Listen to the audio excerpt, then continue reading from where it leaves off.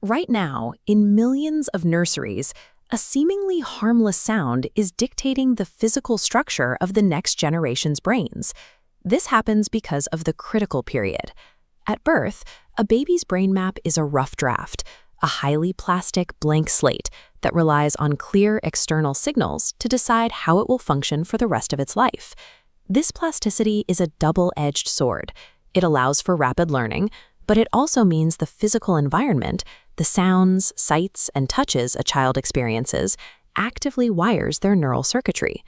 The modern world has introduced a specific environmental toxin into this process: the continuous, overlapping frequencies of mechanical white noise.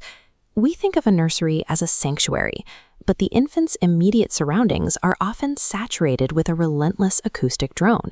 It starts with the mechanical hum of household refrigeration, a sound that never truly stops.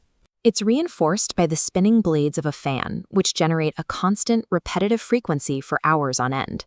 When you add a window air conditioner, these signals stack into a dense wall of noise that the developing brain cannot escape.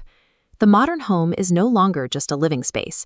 For a developing brain, it is an environment that places a permanent physical burden on the auditory system. Dr. Michael Merzenich, a pioneer in neuroplasticity, has spent years researching how these sounds hijack the brain's learning systems.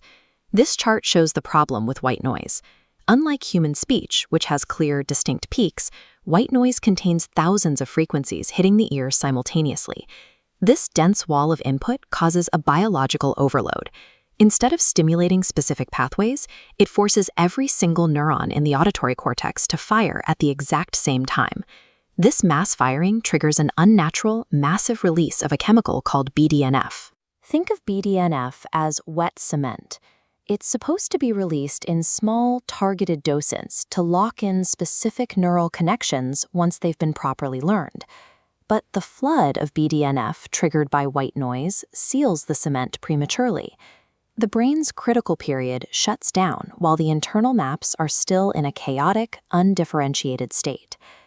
We often treat environmental noise as a simple nuisance, a subjective stressor that makes us feel annoyed. However, neuroscience provides physical evidence that this noise causes structural damage to the brain's architecture.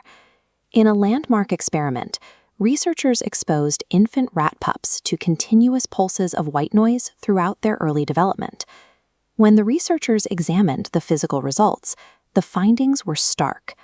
The study found that the animals' cortices were devastated. The neurons had become so indiscriminate and poorly mapped that the subjects were permanently predisposed to epileptic seizures. The data suggests that constant background noise isn't just stress the mind, it hardwires physiological vulnerability into the physical brain.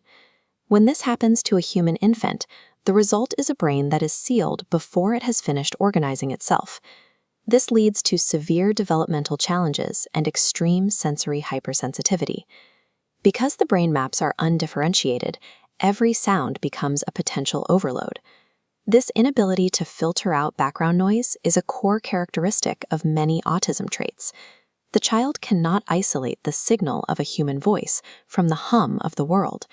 The result is a brain trapped in a state of chaotic hyperexcitability, struggling to find a clear signal in a world of static. This is the cost of the plastic paradox. The same neuroplasticity that allows us to adapt also makes us vulnerable to the noise of our own inventions.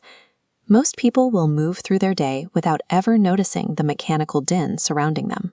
But once you understand the biological cost, the silence of a modern home starts to feel very different. To continue investigating the invisible forces shaping our biology, subscribe to the channel. Don't let these insights fade back into the background noise. Look at the machines in your own home. Really listen to the mechanical hum of the environment surrounding you right now. As you hear that sound, ask yourself, how many vital neural connections are being drowned out in a child's brain at this very second?